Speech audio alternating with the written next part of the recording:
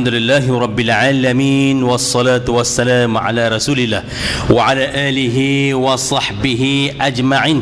Subhanaka la ilma lana illa ma'allamtana innaka antal alimul hakim.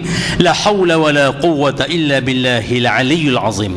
Rabbi shrah li sadri wa yassir li amri wahlul 'uqdatam min lisani yafqahu qawli. Rabbana zidna ilma, Rabbana zidna ilma, Rabbana zidna ilma warzuqna fahma. Allahumma inna nas'aluka ridhaka wal jannah wa na'udzu bika min sakhatika wan nar. Allahumma innaka 'afuwun karim, Allahumma innaka 'afuwun karim tuhibbul 'afwa fa'fu 'anna wa 'an walidina wa 'an jami'al muslimin wal muslimat wal mu'minin wa binas bi rahmatika ya arhamar rahimin. Rabbi yassir wa la tu'assir, Rabbi tammim bil khair. Amma ba'd. Assalamualaikum warahmatullahi taala wabarakatuh. Alhamdulillah tuan-tuan, akhirnya sehari telah berlalu. Maka tinggal berapa hari lagi? Ustaz tanya soalan tak sedap lah Ustaz. Baru nak puasa. Tuan-tuan, begitu pantas masa berlalu. Ya, begitulah Ramadan. Baki lagi 29 hari. Tanda soal, apakah kita boleh sampai ke akhir ya Ramadan? Wallahu alam bisawab. Semalam ya tuan-tuan, semalam hamba Allah kembali ke rahmatullah ya, orang baik sangat. Orang baik sangat. Ya, yang mana semasa hayat dia, Ustaz, doakan saya Ustaz supaya dapat sampai ke akhir Ramadan. Allah lagi sayang kepada dia. Inna lillahi wa inna ilaihi raji'un. Datang si isteri dia, ya, Ustaz tolong Ustaz doakanlah supaya arwah ya dapat ditempatkan Allah Ta'ala bersama dengan hamba-hamba yang beriman. Saya kata insya-Allah dia pergi dah elok dah. Dia berhajat sangat, dia rindu sangat nak bertemu Ramadan. Akhirnya sampai juga satu Ramadan tuan-tuan, tapi dia pergi. Begitulah. Yang depan saya yang bercakap ni tak pasti kita. Jadi tazkirah nak celoteh panjang tak boleh. Dia tulis ni 20 minit sahaja kata dia. Dah pegang mic terlajak kata dia. Malam ni insya-Allah ya, iaitu tarbiyah Ramadan, melahirkan generasi atau insan bertakwa. Tuan-tuan, yang tarbiyah Ramadan mampu melahirkan insan bertakwa. Amboi, orang dulu ya Allah, kalau sebut Ramadan seronoknya. Andai kata kalau bini dia melahirkan anak dalam bulan Ramadan, nama anaknya Muhammad Ramadan. Ya, seorang penulis kitab sirah yang masyhur ya, Said Ramadan Al-Buti. Oh, mantap penulisan sirah tuan-tuan. Tu dia orang dulu ya, menamakan cucunya Ramadan. Hari ni tak ada. Hamba nama anak Ramadan. Allah, tak glamour lah. Dia kira glamour tak glamour tadi. Ni hari ni.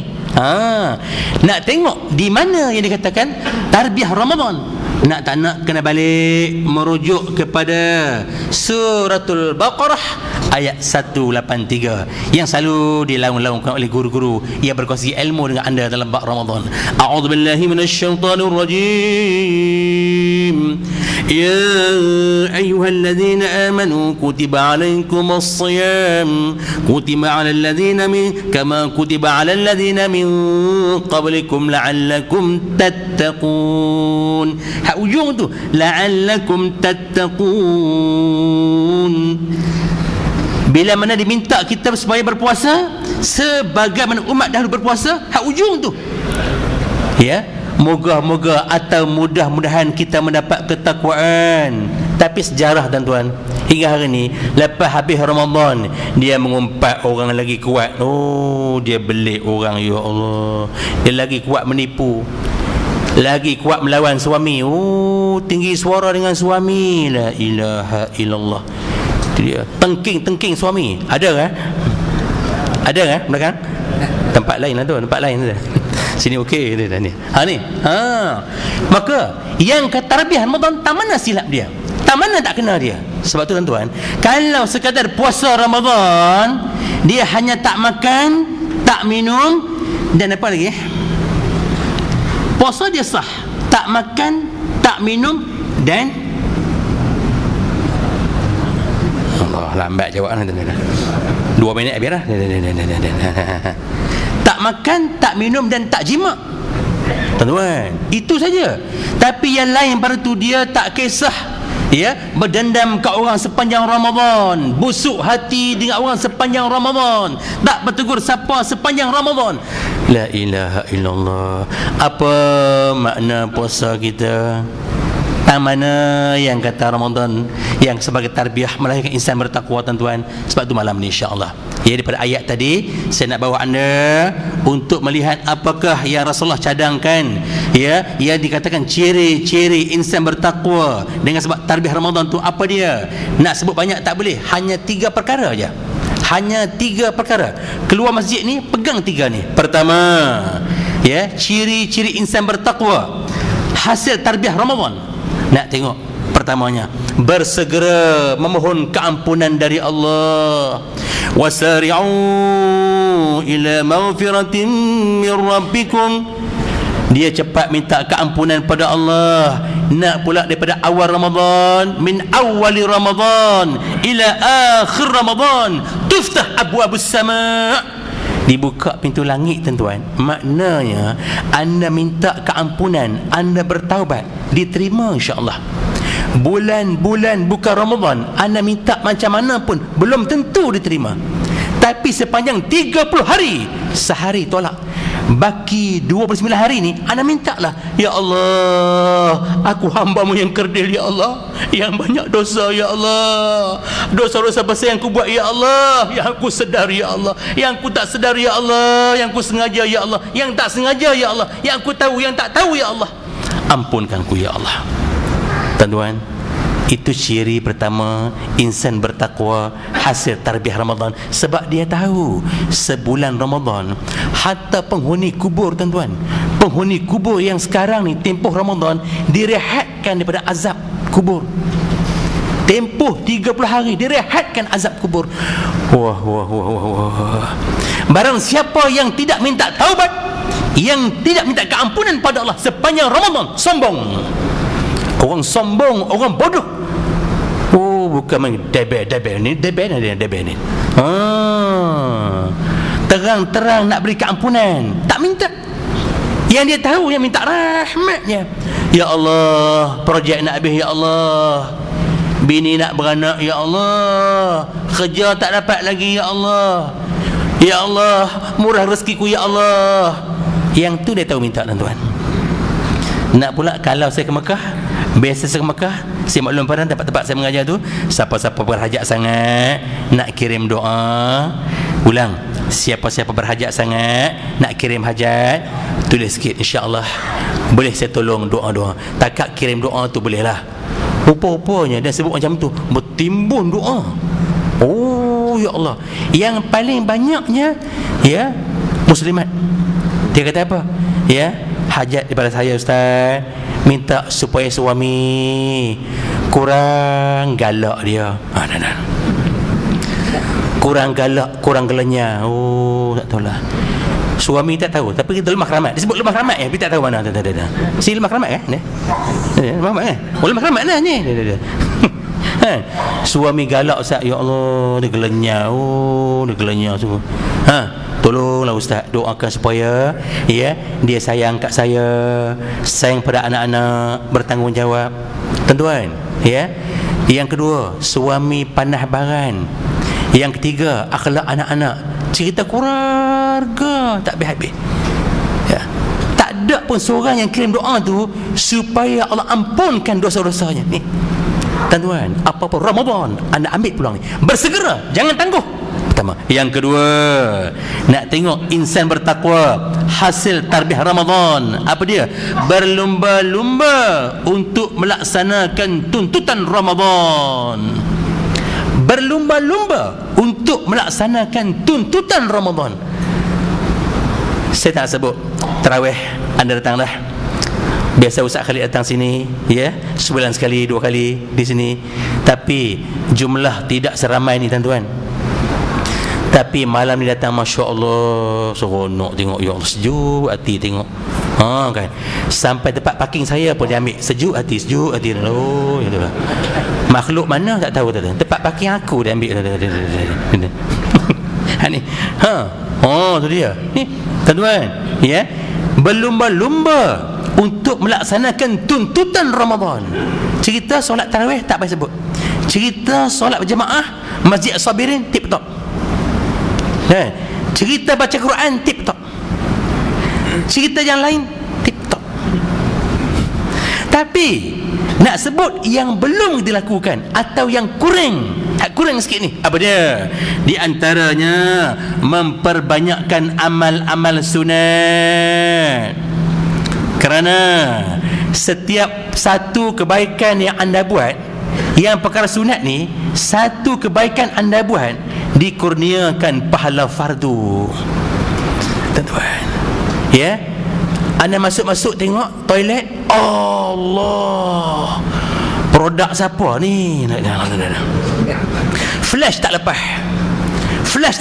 Kau ibu, dia tadi. Ni flash ambil timba curah besar, belengkor, perak kata belengkor tadi. Ya. Nak macam mana? Dah flash tak lepas macam mana? Nak tinggal tak boleh. Masuk orang lain, Allah, keluar juga. Kita dah faham dah. Nak tak nak, anda kena usahakan supaya dia lepas juga masuk, ya, dalam longkang dia, lubang dia. Cara dia mudah je. Cari kayu, cucuk, kecilkan saiz, cucuk, flash, keluar. Wah, senang. Dapat pahala fardu, tuan-tuan. Pahala fardu ni umpama anda semayang, anda zakat, anda haji, anda puasa, apa saja perkara sunat, janji baik, ya, dikurniakan pahala fardu. Oh ya Allah, kalau mampu basuh toilet macam tu, lepas tu 3 hari tak makan pula dah. Aku teringat kembang tu, ya Allah. Yang kedua, apa dia? Menghadirkan diri ke majlis ilmu. Tuan-tuan, sepatut bulan Ramadan anda cari belah siang, kalau kata masjid, cari. Tahniah pada pihak pengurusan masjid yang anda beri ruang untuk menyampaikan tazkirah, tuan-tuan, ya. Sebab bila ada yang majlis ilmu, banyak perkara yang kita faham. Bila faham, banyak perkara yang kita bertambah ilmu, dan kita nak tambah amal kita dengan cara hadir majlis ilmu. La ilaha illallah. Yang tak kena, ya, sebelum masuk Ramadan, Assalamualaikum warahmatullahi ta'ala wabarakatuh kepada para muslimat sekalian, para jemaah sekalian, hadirin sekalian. Oleh kerana Ramadan dah hampir dah, esok lusa, jadi kelas-kelas pengajian yang biasa kita adakan, kita tangguh dulu, kita sambung lepas raya haji nanti. Lama ya. Ni, ya, dia fokus tadarus, dia fokus amal lain, dia terlupa yang majlis ilmu ni. Tengok apa pahala dia. Barang siapa yang menghadirkan dirinya, man hadara majlis al-ilmi fi Ramadan, kataballahu lahu bi kulli qadamin ibadatun sanah, atau kama qala. Barang siapa yang hadir majlis ilmu, dicatat baginya oleh Allah Ta'ala setiap langkahnya pahala ibadah setahun. Tuan-tuan, langkah setahun. Sebab tu orang keramat, kenapa anda sibuk dengan jam? Kerana kenapa orang Lembah Keramat Masjid As-Sabirin sibuk dengan parking tak cukup? Anda faham yang ni? Jalan kaki. Keluar dari rumah tu, jalan sikit. Setiap langkah anda pahala ibadah setahun. Orang cerdik langkah pendek-pendek, lagi setahun, 2 tahun, 3 tahun, lagi banyak, lagi banyak tu. Ni. Kan? Atau naik motor. Bila tahu parking kita ni agak sempit sikit, motor. Naik motor pula, setiap golek tayar kereta, tayar motor dikira pahala. Satu pahala, satu langkah tu, satu golek tu, setahun, 2 tahun, 3 tahun. Wah, orang cerdik jangan tahu datang, tuan-tuan. Anda pusing sampai Damansara mana dulu pusing. Elok sampai lah, habis dah. Pandai-pandai, kena kreatif. Tapi jaminan satu langkah pahala ibadah setahun. Ketiga, ya, iaitu menjamu orang makan dalam bulan Ramadan untuk buka puasa, tuan-tuan. Jangan tak buat. Yang hadir malam ni, please, tolonglah, walaupun sebiji tamar, jamu. Sebab bila anda jamu orang buka puasa dalam bulan Ramadan, 3 ganjaran menunggu anda. Ni, itu dia tarbiyah Ramadan. Insan bertakwa di sini. Ya, menjamu orang buka puasa dalam bulan Ramadan, 3 jaminan, 3 ganjaran.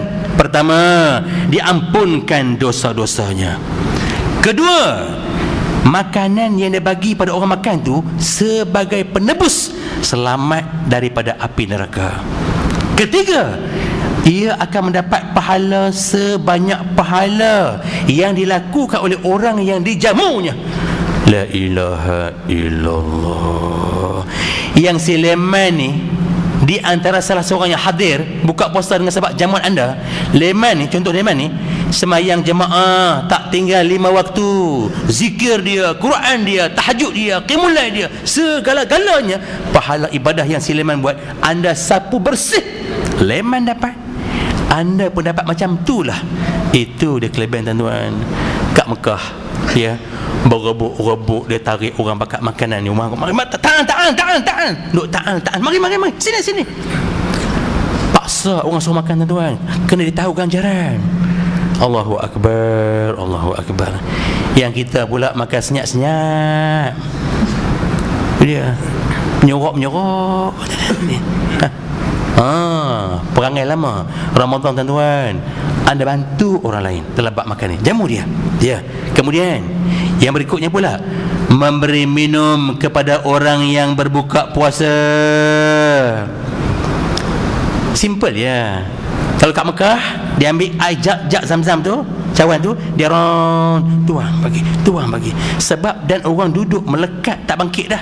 Bangkit tempat tu orang duduk, mengharapkan siapa nak bagi air. Ada. Minta. Kan? Ya, lalu tuang bagi.